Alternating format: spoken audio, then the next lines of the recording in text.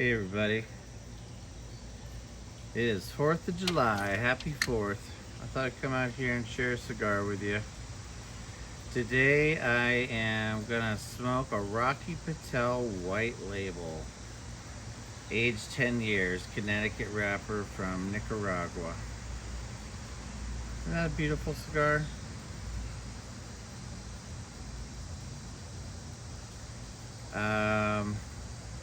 Beautifully wrapped, nice little ribbon on the end. I believe it was to celebrate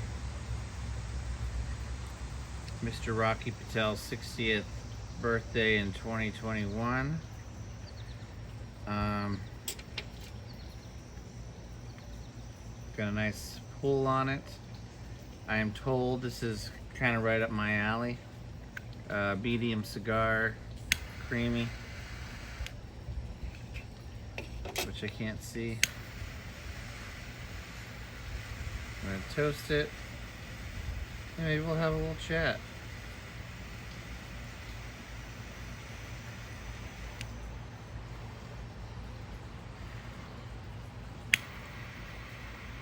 I'll tell you how the cigar is if you're interested in that stuff. In my layman's terms,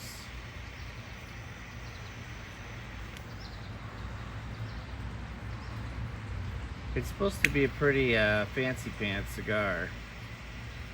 I think the word is bespoke.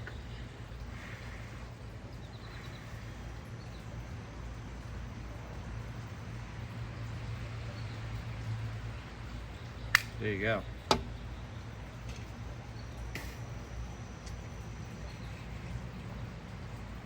I don't remember, I bought it a year ago, so this is probably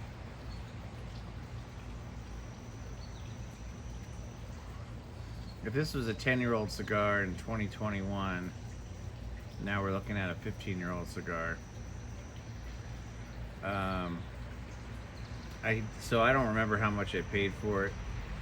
Probably when I go there sometimes if they have reps in town at my cigar shop, Burke Cigar. Shout out to Burke Cigar.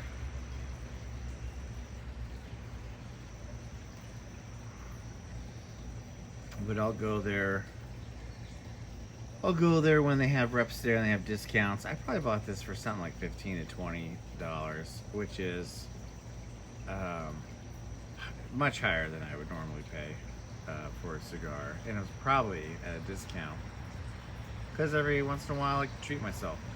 I haven't been smoking very much, which is probably a good thing.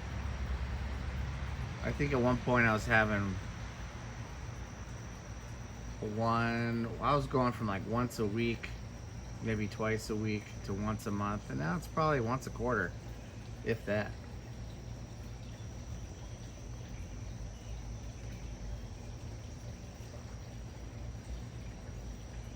So right off the bat, I feel like it's a little bitter. Or maybe a little stronger than medium, or than what I was expecting. I think I was expecting more of a creamy Huel, Greg. Creamy. You like drinking Baileys from a shoe?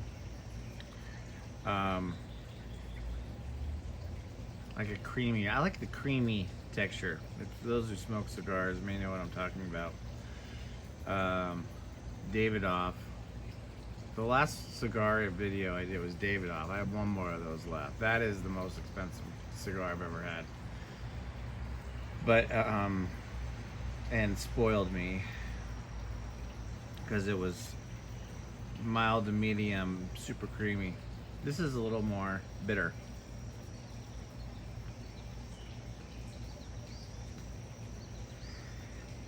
Maybe darker.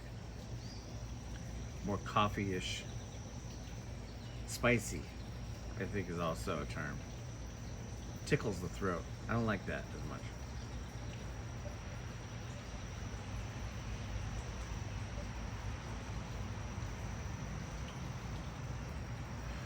So Well, I'll keep you posted. You know, the taste changes. I say this when I smoke cigars, but in case you forgot, the taste changes from the first third to the second third to the third third.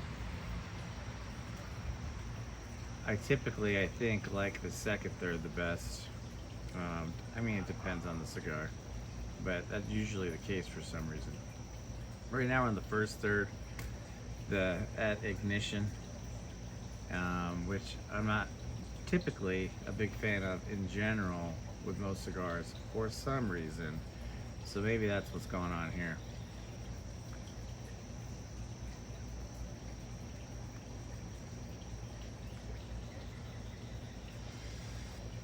So what's going on? Let's hang out.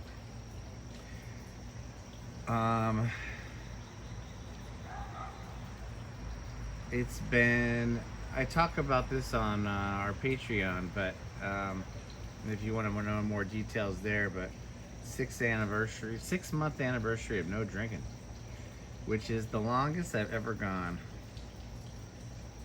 since starting to drink. To make a long story short, because the immediate question most people have is why?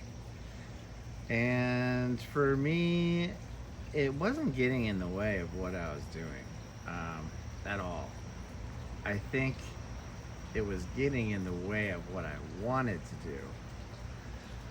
So, you know, I'm feeling very ambitious about this channel and about cracking the code on financial stability for my wife and I, and for our little one.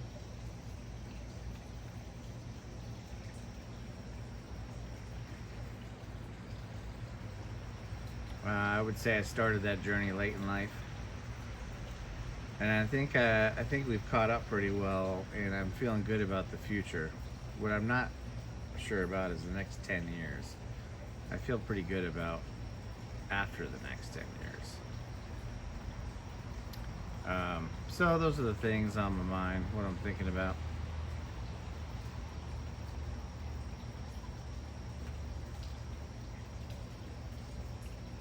I'm starting to like this better. You can see a well-constructed cigar usually has a very even ash, which this does. Maybe a little uneven. Might have been because I lit it. Potentially could have lit it wrong. But no, that you can tell this is a well-constructed cigar, which is part of the fun.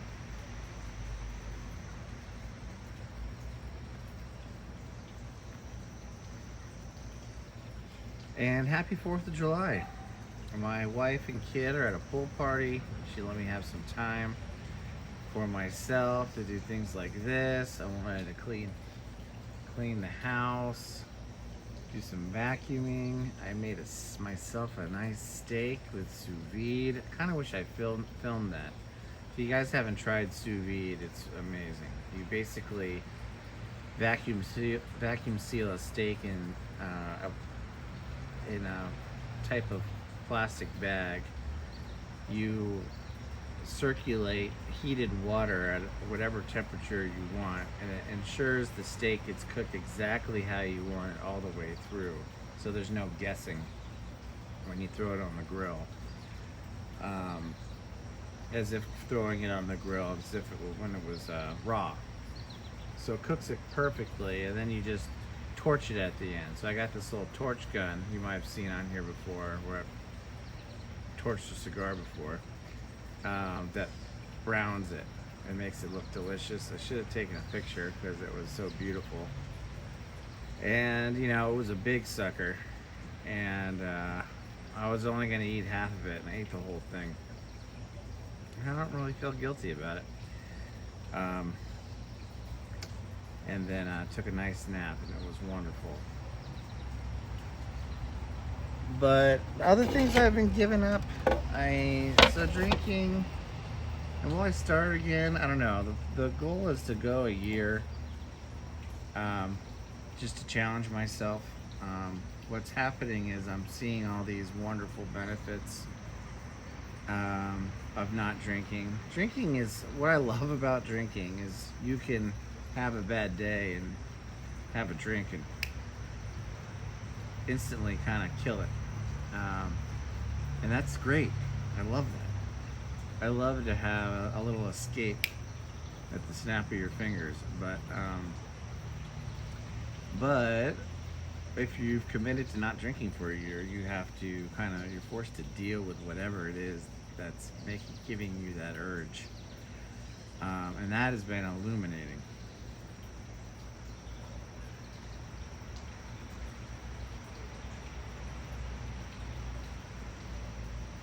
And you're just more ambitious. So anyway, and ambitious in other ways. Well, I'm smoking a cigar, and cigars aren't that healthy. I'm trying to figure out some other things. Since May 1st, I gave up sugar, meaning processed sugar, candy, chocolate, ice cream. I'll eat fruit, and fruit's got sugar in it, and that's not good for you either. Fruit's good for you, but if you're eating too much of it, the sugar, I think, is an issue, even though it's natural. But I'll eat that, but I don't eat anything like candy or chocolate or any processed sugar stuff, which was hard for a couple of weeks, and then strangely it became very easy.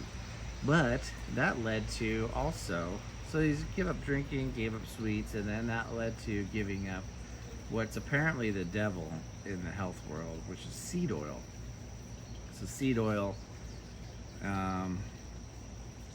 is what is used typically to make your potato chips and your Cheez-Its and your Cheetos and your Fritos.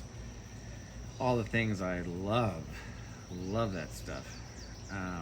But wasn't doing myself any favors eating a big bowl of that stuff every night like I love to do. So cut that out. That has been challenging, and that is something that I miss and I still crave. Of course, this is pretty new. Maybe towards the end of May I started giving that up. So it's been about a month.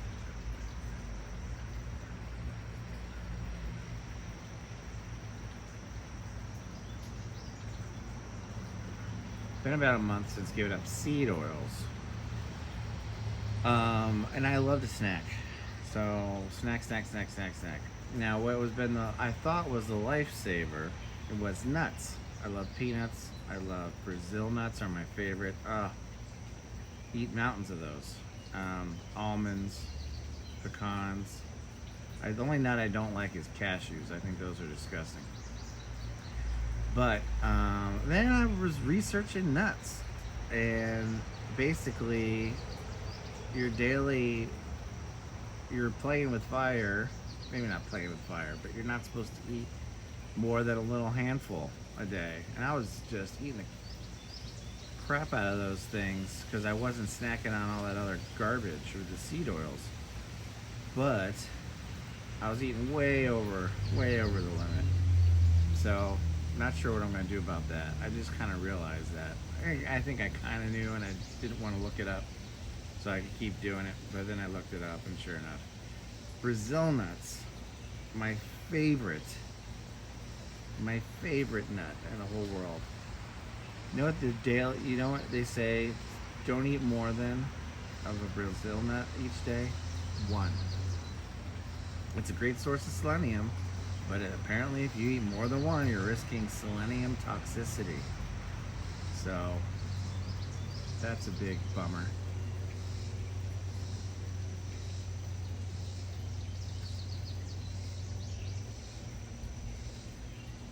That's a big bummer. I love Brazil nuts. So I probably can't get those anymore.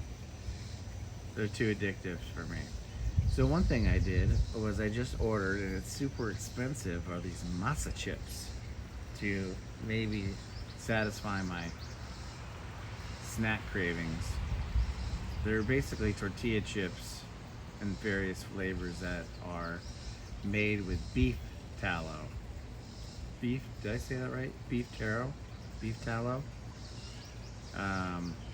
beef fat, grass-fed beef fat, as opposed to seed oil.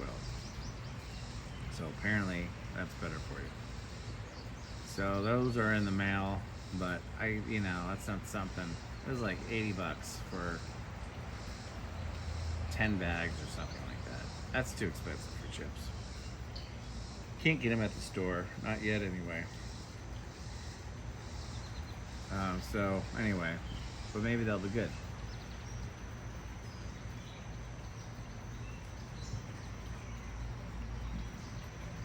Excuse me.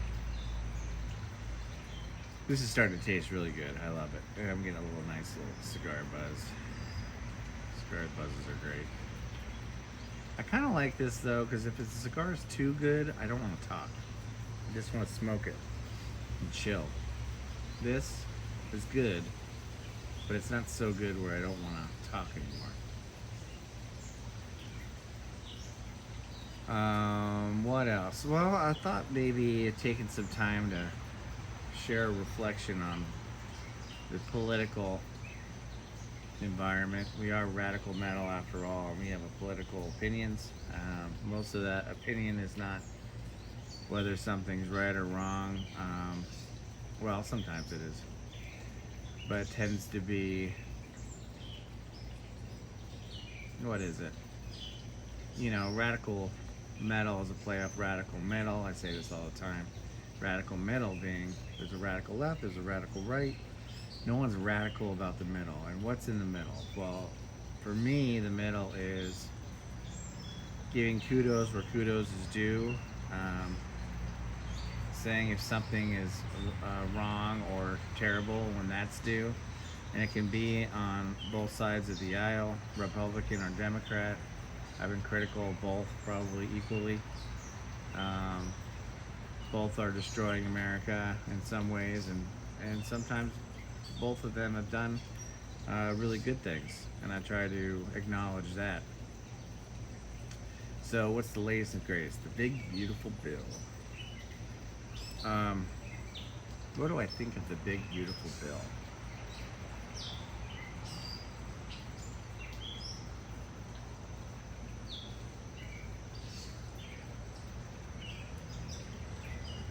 I'll tell you what I think. Well, firstly, that bill is 934 pages long. So, if you're listening to someone who has a strong opinion about it, I wonder if they read all 934 pages. So, keep your heroes in check there, people. I certainly haven't read it. I've been listening to people that have tried to break it down. And it sounds like there's some pros and cons, but if I'm jumping to the end, it's adding to the debt. I think I'm with Elon on this one. Elon Musk, who says it will add, somewhere between 3 to 5 trillion, or maybe more, to the national debt. If you follow me at all, if you read my Substack, you know that the debt is like, to me, that's the devil. Again, this is a radical metal thought as well. If you haven't been following, it's like, don't blame the Republicans, don't blame the Democrats, blame the political system and blame the national debt. Blame debt, blame the banks. That's the devil. That's the evil. That's the evil, and that's the arbiter of financial disparities. That's the system that's in place that makes the rich go richer and the poor go poorer.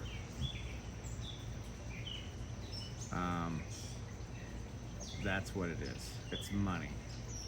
It's dirty, dirty, dirty fiat currency. What's fiat? It's like the dollar bill, or the yen, or the dong.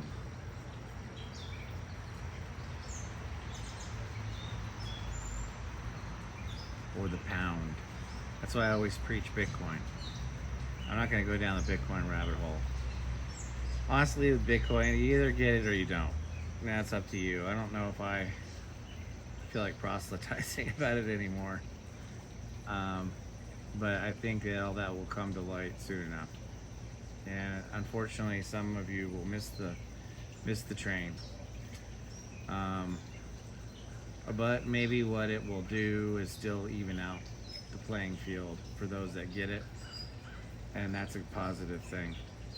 But I'm not talking about Bitcoin.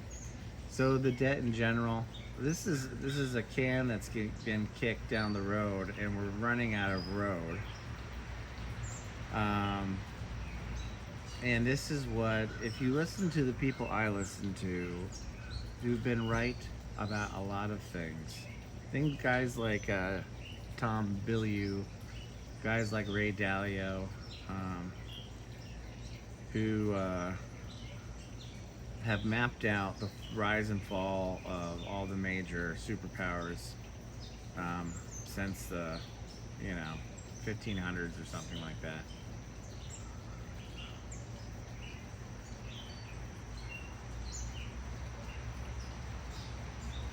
And he says basically, and there's a video I posted a lot on my Facebook, and no one really looks at it, I don't think. But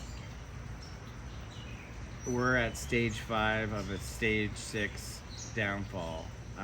Well, stage 1, you're on the rise, 2, 3, 4, whatever, and then the downfall is 4, 5, 6. We're in stage 5 of America's downfall, according to him, because of the debt. And the debt is causing the disparities between rich and poor, and exasperating rich and poor. Trump, with his back to the big beautiful bill, is going to further exacerbate those disparities by this bill, just by adding to the debt.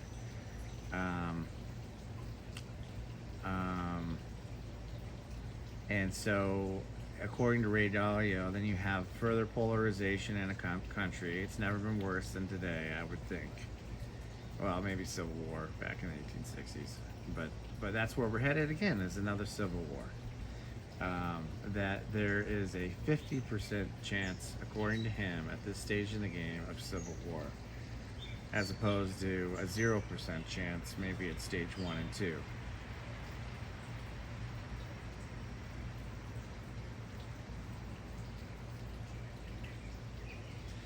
All because of the debt.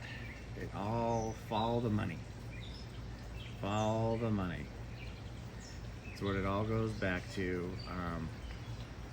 And I've been going down these rabbit holes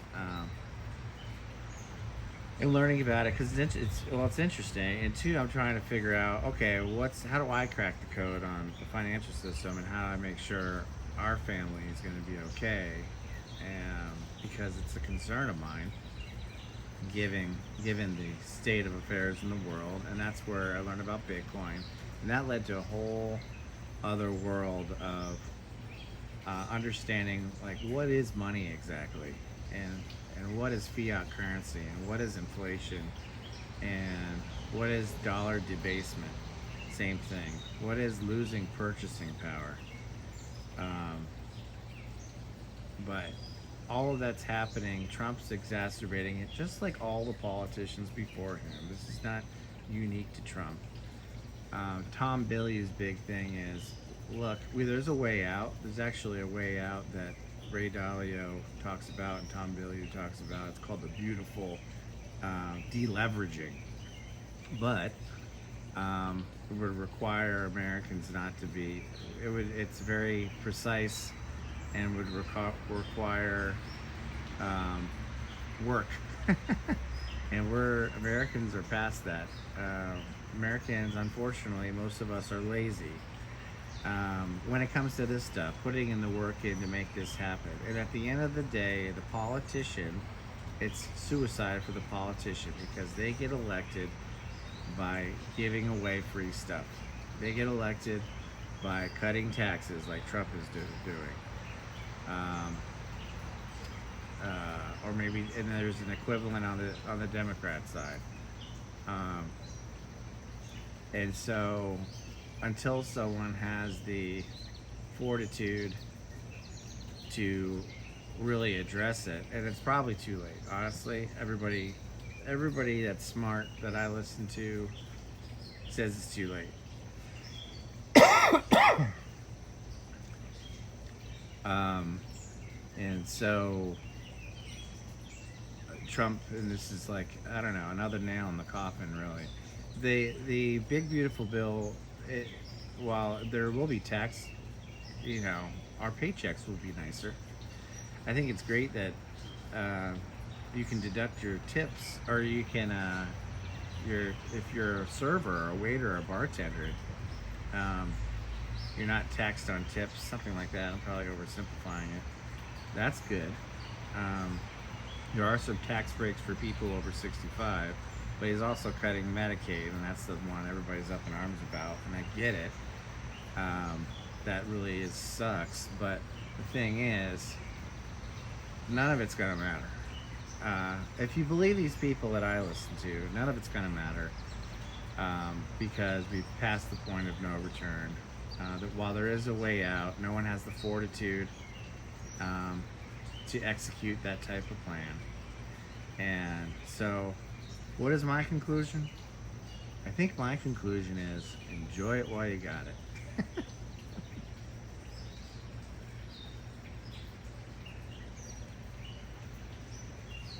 And what's it? It is safety, freedom, cigars.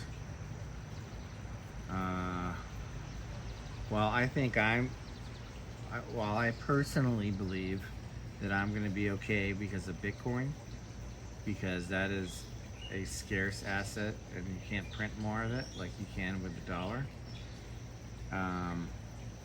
That's not going to protect if there's civil war. It's not going to protect against violence. Well, maybe it could. But if you don't, in my opinion, if you don't own Bitcoin, or you don't own assets if you don't own assets that are going to appreciate, let's put it that way, and you just got a savings account, I don't see how this ends well, unless you change. And it sounds doom and gloom, but I think it is at this point. Hopefully something changes. Maybe there's a miracle. Maybe AI gets us out of this mess. That's possible. They can get us out of this mess before they take over.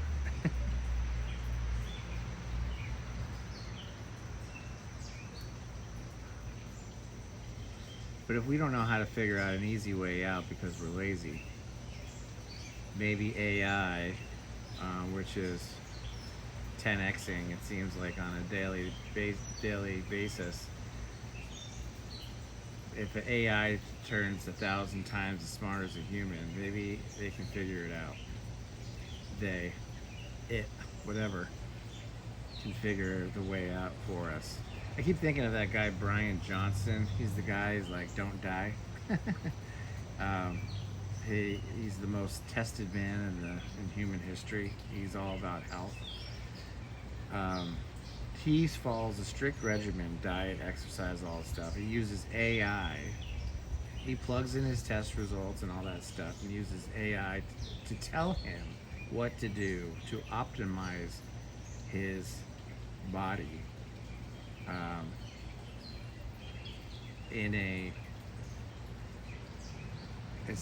don't think he really believes he's not going to die. I think it's just like, hey, I'm just going to, that's my North Star, is don't die. But I think he is probably increasing his longevity more than maybe anybody in history, because he's following a strict plan given to him by AI. He's like, AI is smarter than I am, so I'm going to follow what it tells me to do. Maybe that will happen for us in our country and the budget. That I do think that's something that could give us hope. Kind of like the patient dying of cancer who maybe has a couple years to live.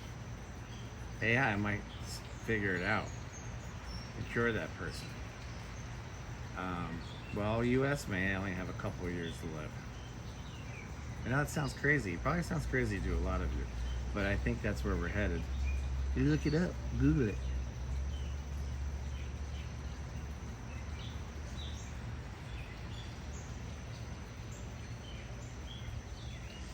So I certainly ain't smart enough.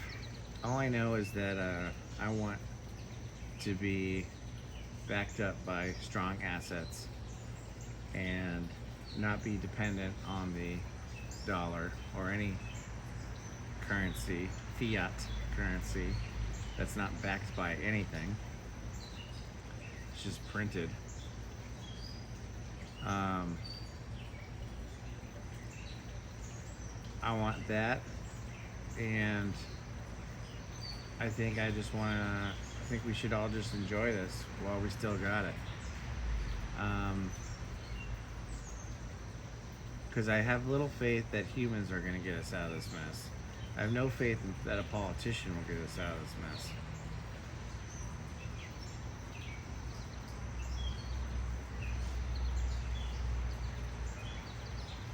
We need a juggernaut like Trump, who's got that cult following, but someone who has the kahunas to attack this head on. But I don't see that happening. Maybe AI will create one. We'll all fall for it. Or AI, gives us the solution. I think that's possible.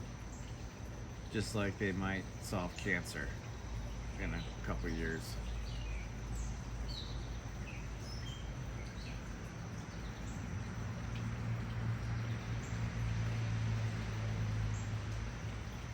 So I'm approaching the middle third. This is my favorite part, and sure enough, I like it. I might have to put it down. I'm getting a little buzz from it. Come back later. But sorry, I didn't think this was going to be so doomy and gloomy for my little chat.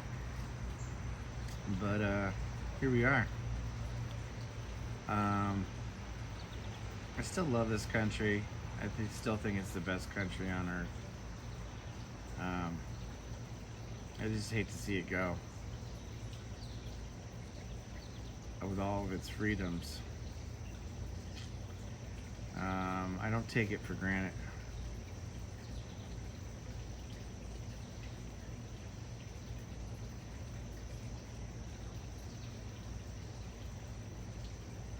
So enjoy it while it lasts.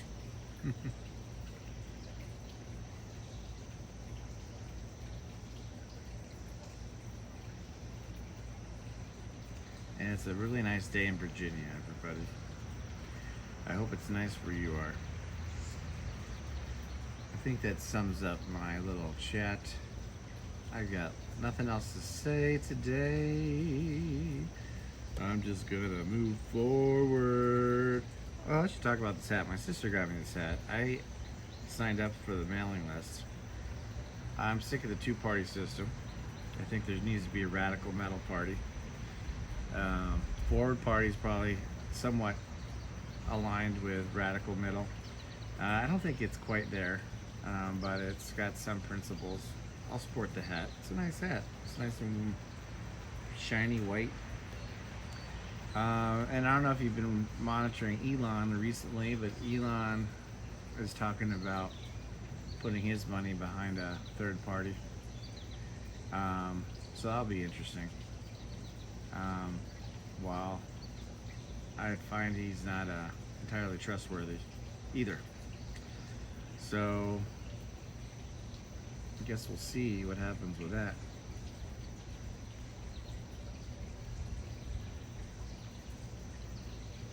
Oh, and Mastodon tomorrow playing at Ozzy's Farewell. So I might be clicking on that pay-per-view. There's a spider web on my phone.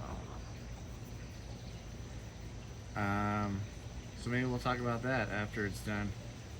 I don't really know how to buy it. I guess you get it online. How do you get it on your TV? We'll see. More to follow. With that, see you guys later.